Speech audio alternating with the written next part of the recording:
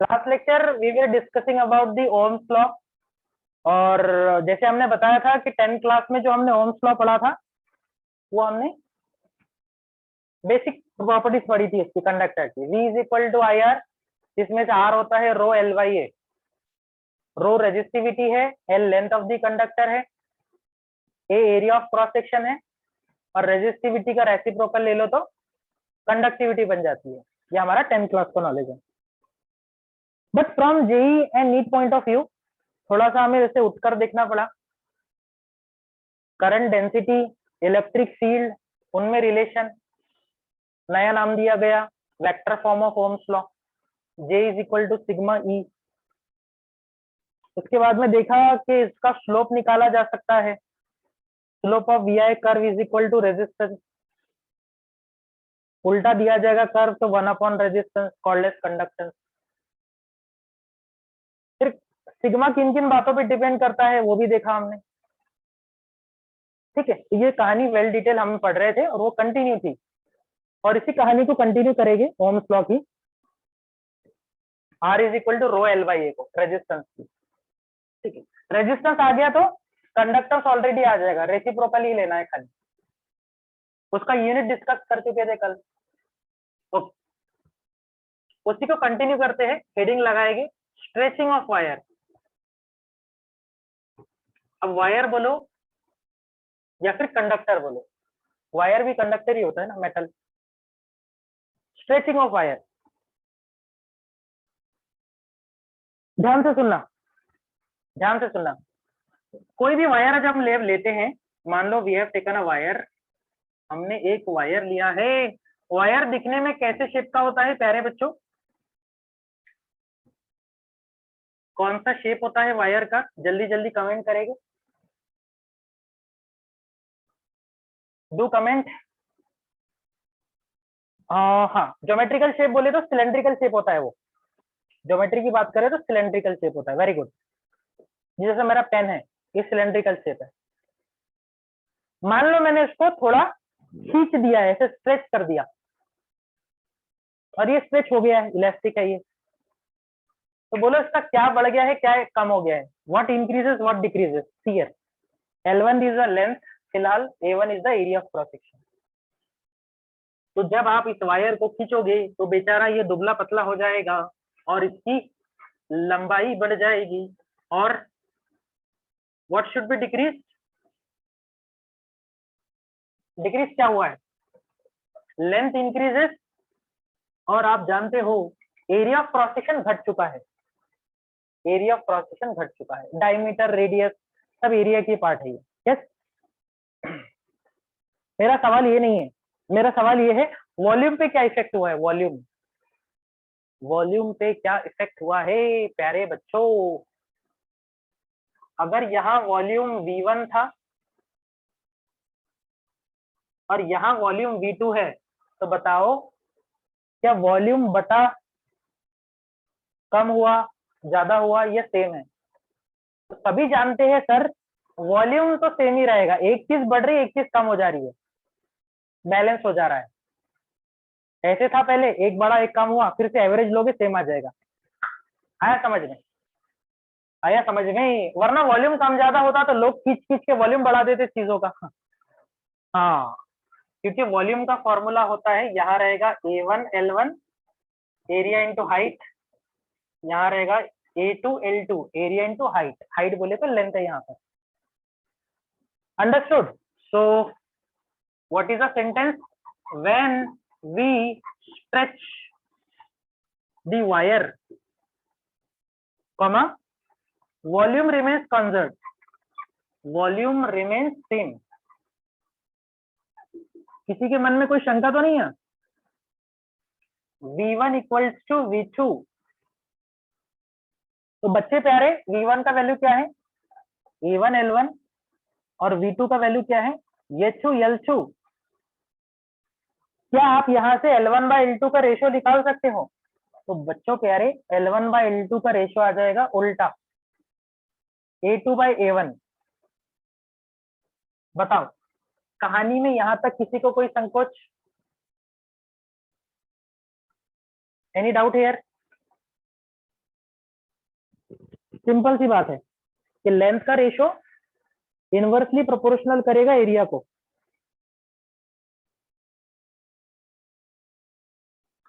दो कमेंट फटाफट, सोना नहीं है, be active in the class, वरना सारी कहानी इधर की उधर कर दोगे, मिक्स कर दोगे। सिंपल भाषा में समझाता हूं, L1 by L2 is equal to A2 by A1। बहुत अच्छे, बहुत बढ़िया। क्या वायर को खींचने से मटेरियल में कोई चेंजेस होने वाला है? ऐसा होगा कि आयरन को खींच रहा था मैं और वो एल्यूमिनियम में कन्वर्ट हो गया है? नहीं सर, वायर में कोई चेंज नहीं होगा। तो नोट करना बात को, R is equal to rho L by A जब भी लिखते हो तो स्ट्रेचिंग के कारण L और A पर फर्क पड़ेगा, लेकिन रो पे फर्क नहीं पड़ेगा। रो पे फर्क नहीं पड़ेगा। तो मुझे बताओ, अगर मैं यहाँ रेशो लेता हूं R1 बाई R2, R1 बोले तो मान लो इसका रेजिस्टेंस है, R2 बोले तो इसका रेजिस्टेंस, तो बताओ रो रो तो कैंसिल हो जाएगा, डायरेक्टली प्रोपोर्शनल टू लेंथ है तो ये हो जाएगा L1 बाई L2, और इनवर्सली प्रोपोर्शनल टू एरिया है तो ये हो जाएगा A2 बाई A1। बोलो भाई, कहानी सबको समझ आई चाहिए? R directly proportional with length, R inversely proportional with area. तो 1 के सामने 1 लिखा और एरिया के सामने 2 लिखा है, इनवर्स। बहुत अच्छे, यहां तक सबको समझ आया। अब इंपॉर्टेंट बात सुनो, लास्ट स्टेप इंपॉर्टेंट है जिसपे क्वेश्चन आते हैं। आप A2 बाई A1 की जगह क्या रख सकते हो? ये देखो, A2 बाई A1 की जगह what you can put here, A2 by A1 की जगह what you can put here, L1 by L2, L1 by L2, yes और नो? तो बोलो कहानी क्या बन जाएगी? यहाँ पर कहानी बन जाएगी R1 upon R2 is equal to L1 by L2 into L1 by L2, L1 by L2 into L1 by L2। तो कितने बार हो जाएगा? L1 बाई L2 का होल स्क्वायर। बोलो भाई, ये सबको समझ आया क्या?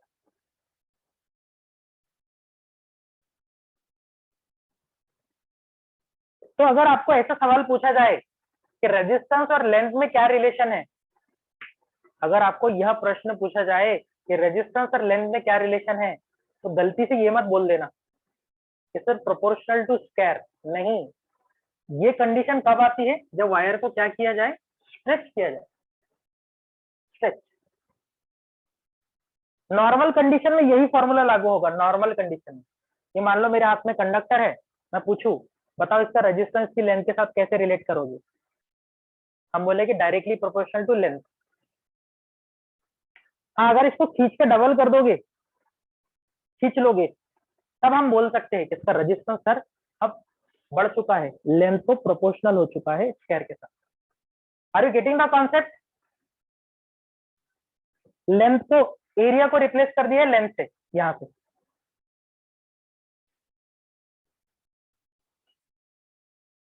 क्या आप उल्टा भी कर सकते थे? कैसे?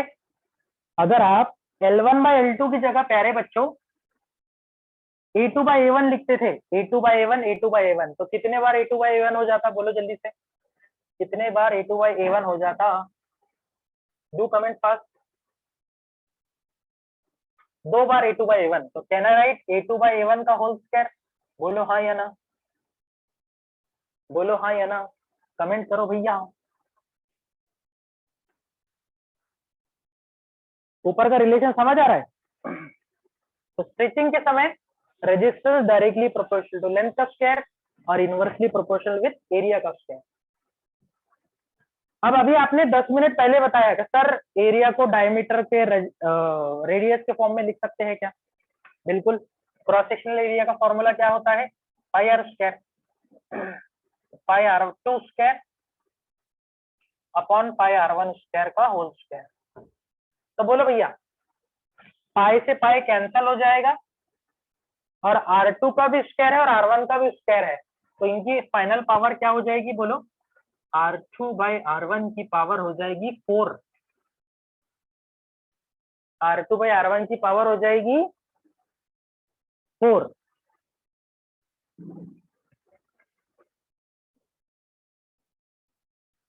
Understood.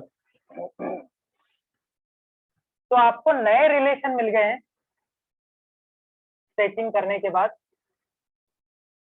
Resistance proportional to length का स्क्वायर हो गया है, resistance inversely proportional to area का स्क्वायर हो गया है, और resistance inversely proportional to radius या फिर डायमीटर में सेम रिलेशन होता है, रेडियस या डायमीटर की पावर 4। और ऐसा तभी पॉसिबल हो पाया जब हमारा वॉल्यूम कैसा था, रिमेन सेम। Remain same. बोलो कहानी समझ आई है क्या?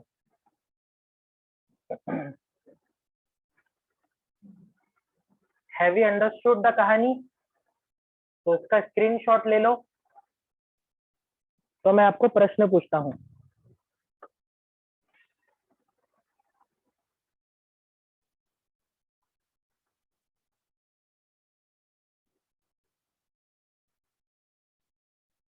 ठीक है, और ऐसे टॉपिक पे ही ज्यादा क्वेश्चन आने की पॉसिबिलिटी है। एकदम रो एल बाई ए पे क्वेश्चन कहाँ से आएंगे? 10th क्लास का टॉपिक है वो। ठीक है, तो सिर्फ वहां तक पढ़कर रुक जाना एक बेवकूफी है, उसका सिर्फ टाइम वेस्ट होगा। आपको यहाँ तक जाना चाहिए। और इससे क्वेश्चन आए हैं, देखो कैसे, देखो कैसे।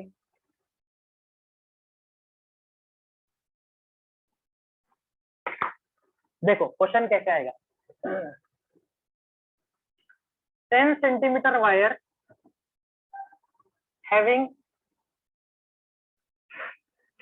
20 ohm resistance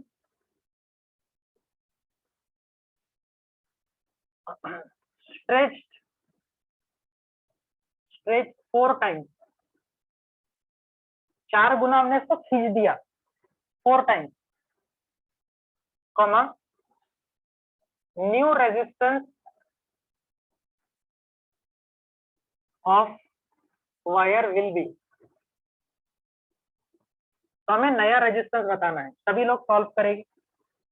स्ट्रेचिंग का क्वेश्चन है।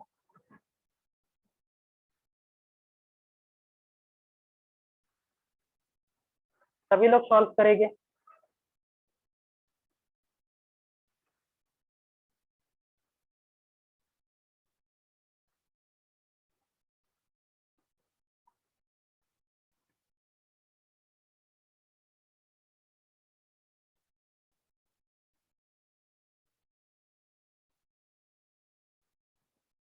इन दो चीजों में रिलेशन चाहिए, रेजिस्टेंस और लेंथ में। पहली लेंथ क्या है? 10 सेंटीमीटर। कन्वर्ट मत करो, रेशियो लेने वाले हैं। उस समय रेजिस्टेंस था 20 ओम। 20 ओम। फिर आपने लेंथ को 4 गुना खींच दिया, तो बताओ फाइनल लेंथ कितनी होगी? How much is the final length? L2 का वैल्यू क्या हो जाएगा? यस, 40। बराबर, 4 गुना। अब R2 पता करना। तो we know that after stretching, stretch करने के बाद ही ऐसा होगा। बोलो क्या रिलेशन है? R directly proportional to length का स्क्वायर। बराबर, R directly proportional to length का स्क्वायर। ठीक है, वर्दा देखो, पहले 1 लो नीचे 2 लो, डजंट मैटर। अब सीधा सीधा रिलेशन है। अगर मैं ऊपर 2 लेता हूँ नीचे 1 लेता हूँ, तो लेंथ में भी मैंने ऐसे करना चाहिए। आया समझ में? 2/1 2/1। तो R2 अपॉन R1 का वैल्यू कितना है? 20 है, इज इक्वल टू L2 का वैल्यू 40 है, L1 का वैल्यू 10 है। दोनों सेंटीमीटर सेंटीमीटर है, नो नीड टू कन्वर्ट। ये कैंसल हो जाएगा और R2 का वैल्यू आ जाएगा क्रॉस मल्टीप्लाई करने पर 20 इंटू 4 का स्क्वायर 16। फाइनल आंसर आएगा 320 ओम।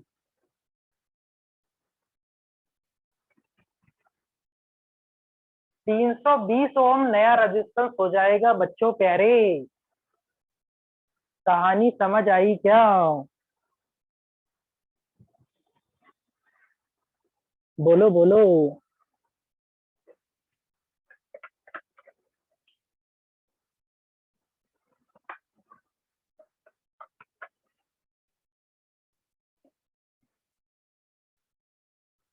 अंडरस्टूड।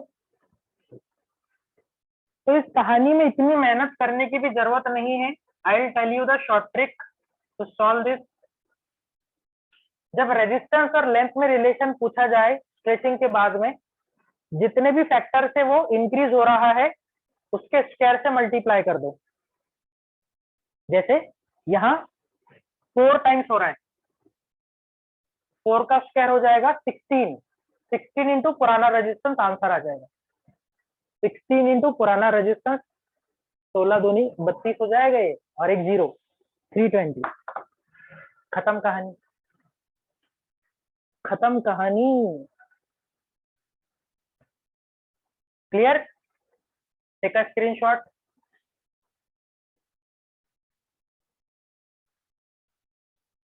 ठीक, ये शॉर्ट ट्रिक तभी आएगी जब आपको ये प्रोसेस पता रहेगा। अभी जो मैंने आपको लेंदी मेथड बताया है, प्रोसीजरल वे, स्टेट बोर्ड वाली, आपको पहले ये आनी चाहिए, तो फिर शॉर्ट ट्रिक पे ध्यान जाता है। डायरेक्ट मैं शॉर्ट ट्रिक बताऊं आपको अच्छा लगेगा, वाह वाह वाह वाह करोगे आप, लेकिन जब थोड़ा सा तुम्हें घुमा दिया जाएगा तो तुम पूरा घूम जाओगे और तुम्हें नॉर्मल मेथड भी नहीं आएगी उस समय।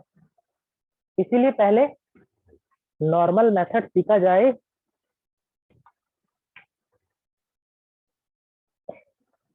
चलो अगला पॉइंट देखते हैं। एरिया का क्वेश्चन मैं आपको होमवर्क दे दूंगा, बहुत इजी है कि भाई एक वायर को हमने खींचा जिसके कारण उसका रेडियस हाफ हो गया है, तो बताओ रेजिस्टेंस क्या इफेक्ट होगा, ऐसे वैसे सिली क्वेश्चन। नेक्स्ट पॉइंट है effect of temperature, effect of temperature on resistance of wire. Wire के रेजिस्टेंस पर क्या टेम्परेचर का असर होता है? आप खुद सोच के बताओ। एक वायर को अगर हम हीट देंगे, थोड़ा गर्म करेंगे, तो उसकी कंडक्टिविटी बढ़ना चाहिए कि घटना चाहिए? If we heat the wire, उसकी कंडक्टिविटी बढ़ना चाहिए कि घटना चाहिए? कंडक्टर की बात कर रहा हूं मैं, सेमी कंडक्टर पे मत जाना। सेमी कंडक्टर पे मत जाना, बोलो भैया। टेम्परेचर बढ़ाने पर रेजिस्टेंस बढ़ेगा या घटेगा? बढ़ेगा या घटेगा?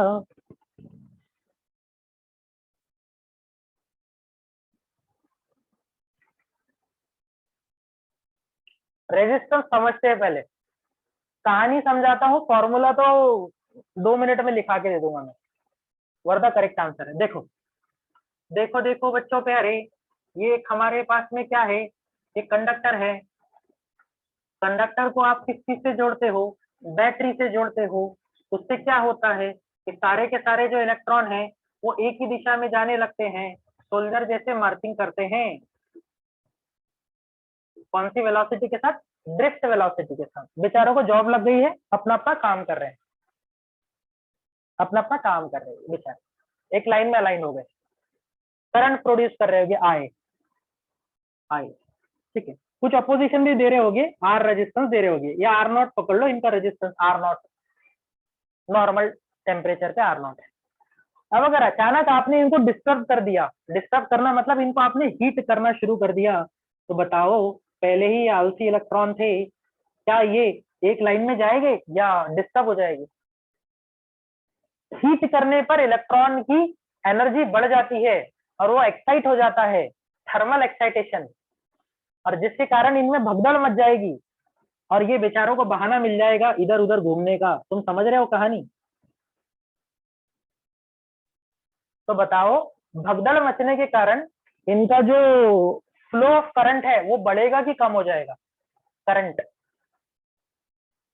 पहले सीधे जा रहे थे, अच्छा करंट दे रहे थे, हीट दिया, भगदड़ मच गई, करंट डिक्रीज हो जाएगा। देखो रैंडम मोशन फिर से शुरू हो गया। यस, और आप जानते हो करंट डिक्रीज होने का मतलब रेजिस्टेंस इंक्रीज होना, रेजिस्टेंस इंक्रीज होना। तो पॉइंट नोट किया जाए, क्या रहेगा? When temperature of conductor increases, comma, its resistance also increases. सही है सेंटेंस? भगदड़ मचने के कारण कंडक्टिविटी घट गई है, रेजिस्टिविटी बढ़ गई है। अगर आपने सेमीकंडक्टर अच्छे से पढ़ा होगा तो सेमीकंडक्टर में ऐसे नहीं होता है। सेमीकंडक्टर में पहले से ही इलेक्ट्रॉन इमोबाइल होते हैं, रेस्टिंग कंडीशन में होते हैं, अपनी जगह पे घूम रहे होते हैं। वहां उन्हें ड्रिफ्ट करना होता है, वहां भगदड़ मचाने से वो आगे बढ़ते हैं, समझ रहे हो? तो वहां कंडक्टिविटी इंक्रीज होती है। उल्टा है सेमीकंडक्टर में। इंसुलेटर में तो इफेक्ट ही नहीं होगा ना, कंडक्टिविटी नाम की चीज ही नहीं इंसुलेटर के साथ। कंफ्यूज मत होना, सेमीकंडक्टर के लिए हीट देने पर भगदड़ मचेगी तो थोड़े आगे बढ़ेगी, हम ऐसा बोल सकते हैं कंडक्टिविटी बढ़ गई है। यहाँ बेचारे पहले से ही अपना काम कर रहे थे, हमने उनको डिस्टर्ब कर दिया है, तो बहुत अच्छे। तो देखो, अगर हमने इसको टी टेम्परेचर दिया है, टी टेम्परेचर, तो टेम्परेचर पे रेजिस्टेंस लिखिएगा R T. What is R T? R T stand for resistance at particular temperature.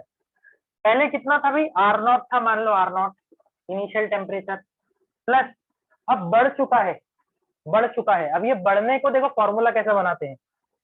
मान लो कि आपका इनिशियल रेजिस्टेंस था 100%, थोड़ी देर के लिए मान लो। बढ़ने के बाद में बच्चों प्यारे ये 110 हो गया है, 110, this is the final value. तो इनिशियल में कितना ऐड हुआ है? इनिशियल में ऐड हुआ है सर 10%। बोलो हाँ या ना, बोलो हाँ या ना। 10% समझ आया? क्या इस 10% को, क्या इस 10% को ऐसे लिखा जा सकता है 1/10 ऑफ 100%? अरे एक ही बात है ना, 1/10 लिखेगी अगर 100 का तो ये 10 हो जाएगा। लिखने का तरीका अलग है। 100 प्लस 10 फिर से आ जाएगा। Are you getting this? ये कहानी आपको समझ आई? इस कहानी से मैं फॉर्मूला बनाने वाला हूँ। देखो 110 क्या है आपका फाइनल रेजिस्टेंस, तो उसको लिखा आर टी। 100 आपका क्या था? इनिशियल रेजिस्टेंस, उसको लिखा आर नॉट। फिर से आपका 100 क्या है? Initial resistance R not. और ये 1/10 क्या है? 1/10, ये 1/10 एक रेशो है, फैक्टर है, कोएफिशिएंट है, जिसको हम अल्फा नाम से जानते हैं। अल्फा। सर ये अल्फा क्या है? हर मटेरियल का रेजिस्टेंस चेंज करने की प्रॉपर्टी अलग अलग होगी। फॉर एग्जाम्पल, हमने आयरन को हीट किया तो उसका रेजिस्टेंस अलग अमाउंट से चेंज होगा। हमने कॉपर को हीट किया तो उसका रेजिस्टेंस अलग अमाउंट से इंक्रीज होगा। तो ये इंक्रीज डिक्रीज डिपेंड करता है अल्फा पर और चेंज करने वाले टेम्परेचर पे। इन दो बातों पे ध्यान दो।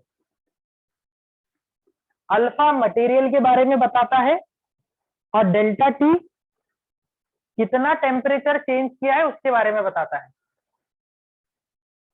तो मुझे उम्मीद है अगर आर नॉट कॉमन लिया जाए तो आपको फॉर्मूला समझ आ जाएगा। 1 plus alpha delta T, this is the formula for effect of temperature and resistance. आपको टेक्स्ट बुक में ये फॉर्मूला लिखा दिखेगा। बताओ भाई कहानी समझ आई फॉर्मूला की? एक एक चीज समझाता हूँ। आर टी मतलब resistance at temperature T. T लिखो या थीटा लिखो, डजंट मैटर, डिग्री सेंटीग्रेड में है ये, no need to convert in kelvin. Alpha का नाम है coefficient of resistance, coefficient of, या टेम्परेचर कोइफिशिएंट ऑफ रेजिस्टेंस लिखेगी उसको, टेम्परेचर कोइफिशिएंट।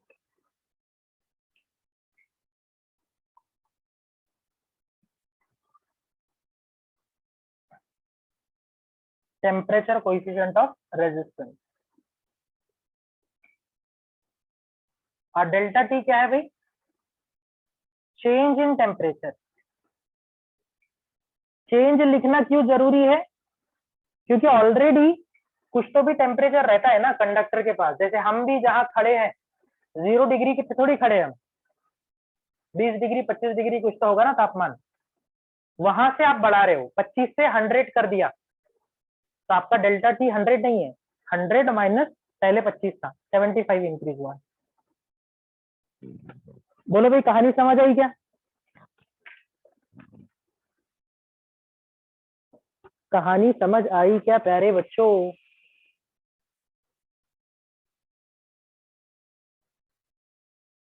नोट डाउन कर लो इसे।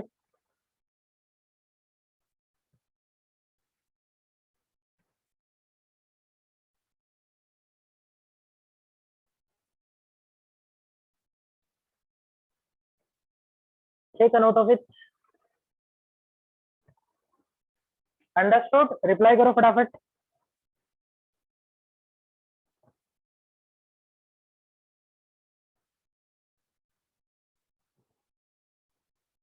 इस पर प्रश्न कैसे आएंगे? फॉर एग्जाम्पल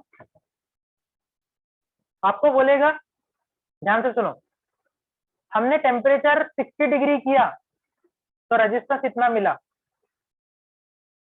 फिर हमने रेजिस्टेंस 120 डिग्री किया या 150 डिग्री किया तो कितना मिलेगा? मतलब आपको 2 बार टेम्परेचर चेंज करने लगाएगा। तो देखो उस समय क्या करना है, उस समय 2 फॉर्मूला बनेगी for two temperature, for two temperature comparison. अगर आपको 2 टेम्परेचर पे कंपैरिजन पूछ रहा है तो पहले वाले को हम RT1 नाम दे देंगे। RT1 is equal to R0 तो सेम रहेगा, 1 प्लस हीट बढ़ाने से मटेरियल चेंज नहीं होता है तो alpha will be same, delta T1, delta T1। और दूसरा वैल्यू रहेगा and RT2 is equal to R0 1 plus alpha delta T2। RT1 RT2 क्या है? 2 टेम्परेचर जो भी क्वेश्चन में देगा, 60 दे दिया, एक 150 दे दिया है। अल्फा सेम रहेगा दोनों के लिए, इसका यूनिट मैं न्यूमेरिकल में बता दूंगा। और डेल्टा टी बोले तो how much is the temperature we have change. ठीक है, क्या होगा जब इसको डिवाइड करेंगे, R0 कैंसल हो जाएगा, R0 will be cancel out. Understood? तो रेशियो ले लो इन दोनों का, RT1 upon RT2 is equal to R0 cancel 1 plus alpha delta T1 upon 1 plus alpha delta T2। कोई याद रखने की जरूरत नहीं है, सिर्फ बता रहा हूं मैं कि क्या क्या चेंजेस हो सकते हैं। सिर्फ एक चीज याद रखो, काम बन जाएगा। No rectification, just I am giving your guideline. Hint दे रहा हूं कि ऐसे ऐसे प्रश्न आ सकते हैं, ध्यान में रखना है कि क्या किया जा सकता है। नोट कर लेंगे।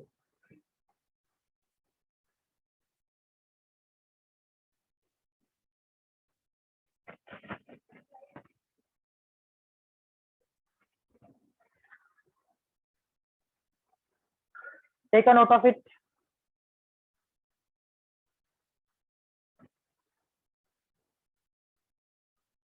और रिप्लाई कर दो भाई, समझ गया होगा तो।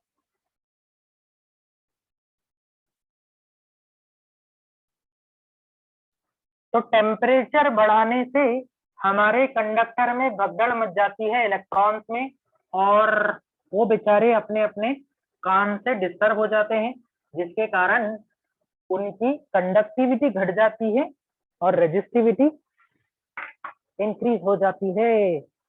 समझ आ गई है भैया कहानी? चलो इससे प्रश्न कैसे आता है, एक सैंपल प्रश्न देखते हैं। Okay sir.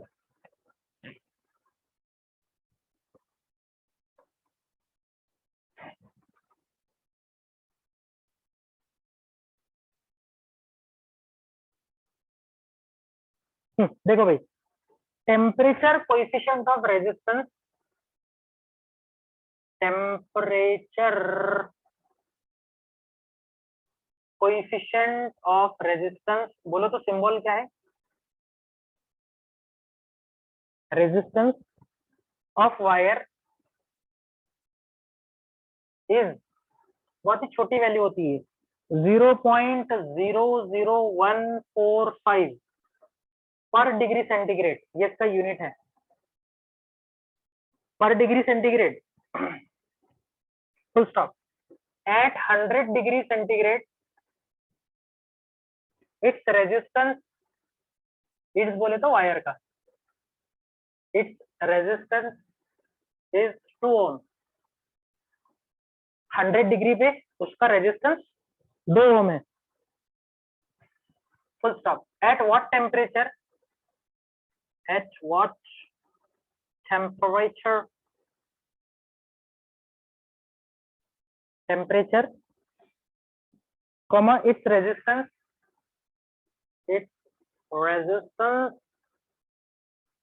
will be, resistance will be 3 ohm। तो कितने टेम्परेचर पर भैया उसका रेजिस्टेंस 3 ओम हो जाएगा? प्रश्न ध्यान से पढ़ो और डेटा लिखो पहले कि दिया क्या क्या है।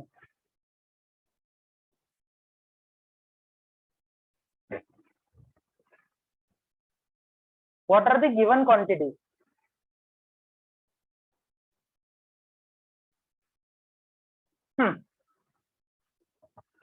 टेम्परेचर कोएफिशिएंट ऑफ रेजिस्टेंस, बोलो तो भैया सिंबल क्या है? Temperature coefficient of resistance,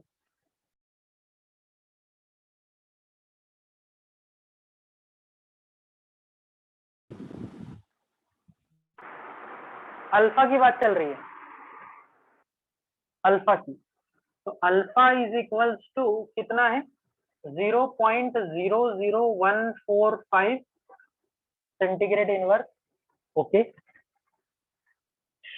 100 degree पे रेजिस्टेंस 2 ओम है, पहला टेम्परेचर दिया है। ध्यान से सुनो, कहीं भी हमें नॉर्मल टेम्परेचर की कोई वैल्यू दिया है क्या? इसको बेस मानना है, नहीं दिया है। इस केस में टी और डेल्टा टी सेम रहेगा। समझ आएगा मैं क्या बोल रहा हूँ अभी? पहला टेम्परेचर 100 डिग्री है, देखो टी और डेल्टा टी सेम है। इस समय पर रेजिस्टेंस का वैल्यू कितना है? RT1 2 ओम है, बहुत अच्छे। फिर आपने रेजिस्टेंस को 3 कर दिया, तो 3 ओम रेजिस्टेंस करने के लिए आपको टेम्परेचर कितना बढ़ाना पड़ा ये पता करना है। बोलो आपको गिवन डेटा समझ आया क्या? सिंपल है, कहानी सिंपल है भैया, जल्दी बोलो।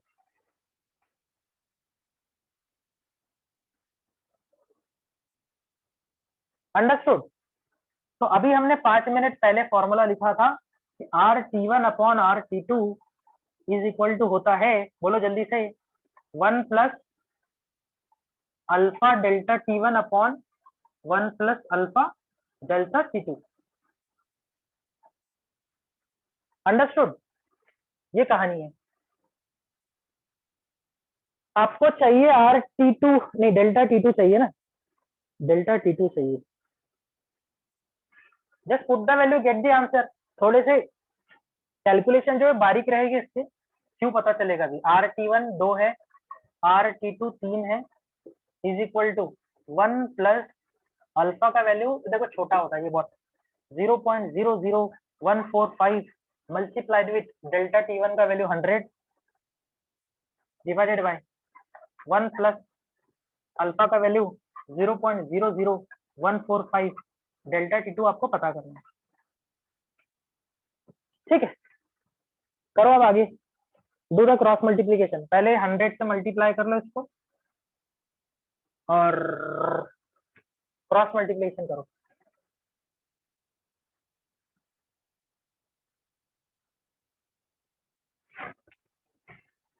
Take a screenshot.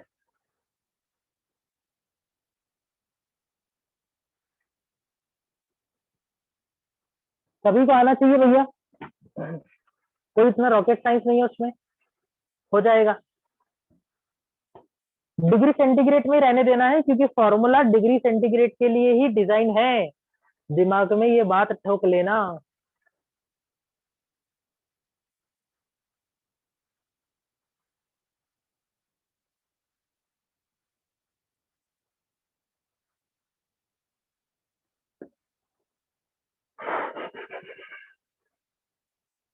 करो तो कैलकुलेशन,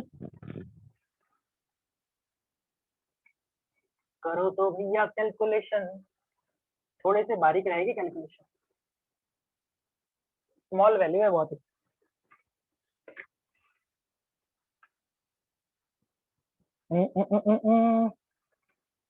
क्या कुछ, चलो ठीक है, क्रॉस मल्टीप्लाई करो, 2 से क्रॉस मल्टीप्लाई किया तो हो जाएगा 2 प्लस 145 का डबल, वर्दा फिर से चेक करो बेटा, 2 5 जा 10, ये हो जाएगा 290 हो जाएगा ये, बराबर 290, 0.00290 डेल्टा T2, बराबर। देखो 2 से दोनों को मल्टीप्लाई किया, इसको क्रॉस मल्टीप्लाई, अब पहले इसको 100 से मल्टीप्लाई कर देता हूँ तो 2 डिजिट कम हो जाएंगे, 0.145 हो जाएगा, अब 3 से मल्टीप्लाई करूंगा, इधर हो जाएगा 3 प्लस, ध्यान से सुनना, 0.145 हो गया ये, इसको 3 से मल्टीप्लाई करता हूँ मैं, ठीक है, तो 3 5 जा 15, 1 कैरी, 3 4 जा 12, 1 13, फिर से 1 कैरी, 3 1 जा 3 प्लस 1 4, 435 आ रहा है, देखो तो मैंने सही लिखा है क्या, क्या कहानी सही है?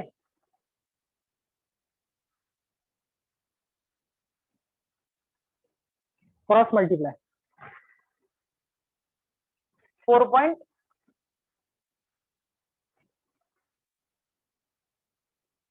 बराबर। चलो फिर अब आगे बढ़ते हैं, फिलहाल इसको ऐसे रहने देते हैं, देखो ये 2 को इधर लेके जाएंगे तो ये माइनस हो जाएगा, 2 को इधर ले जाए तो माइनस हो जाएगा, तो ये जाएगा 1 प्लस दिस 0.00290 डेल्टा टी का वैल्यू आना चाहिए, देखो 2 इधर आया तो माइनस, ये हो गया 1, 1 प्लस दिस, तो दिस शुड बी 1.435, यहाँ तक क्लियर है क्या सभी को? 1.435, यहाँ तक क्लियर है क्या भैया? जल्दी जल्दी बोलो, एनी डाउट हियर?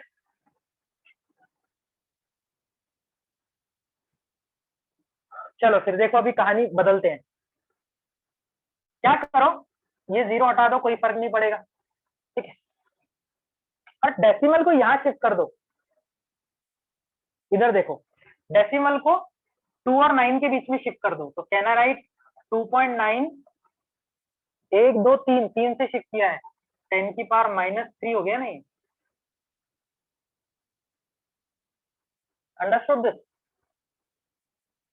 10 की पावर -3, या तो फिर सीधा सीधा सुनो सुनो सुनो सुनो, उससे भी आसान, इसको 29 बना दो, तो कैन आई राइट 29, 1 2 3 4, 10 की पावर -4, अरे समझा क्या, जनरल नंबर बना देता हूँ मैं, डेल्टा T2, और इसको 14 बना दो, तो कैन आई राइट 14, 10 की पावर -1, देखो ये स्टेप समझिए क्या सबको, एकदम सरल भाषा में, एक को 14, एक को 29,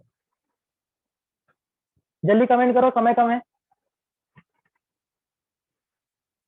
बस फिर काम खत्म, डेल्टा टी को वैसे रहने दो, देखो 14 का डबल ऑलमोस्ट 29 हो जाता है, ऑलमोस्ट, अरे 14 टू 28 ना, और 0.5 से 0.5,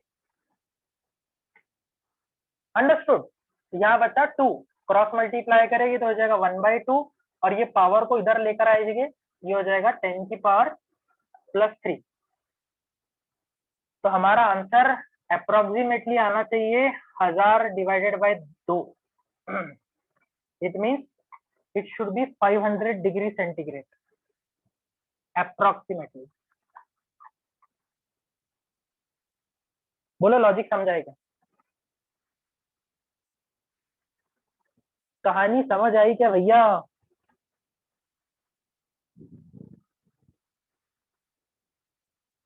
अंडरस्टूड दिस, इसको 29 बनाया, -4 लिखा, इसको 14 बनाया, -1 लिखा, पावर को इधर लाया, -4 का +4 ऐड हो जाएगा तो +3 हो जाएगा, और 14 का डबल ऑलमोस्ट 29 होता है, ठीक है,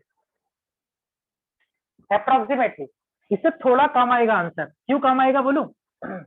ये 2 से बड़ा आना चाहिए था, 14.35 का डबल 28.70 होगा, ये 2 पॉइंट समथिंग आना चाहिए, 2 पॉइंट समथिंग, तो डिनोमीटर अगर 2 से बड़ा है, ये नंबर 500 से छोटा है,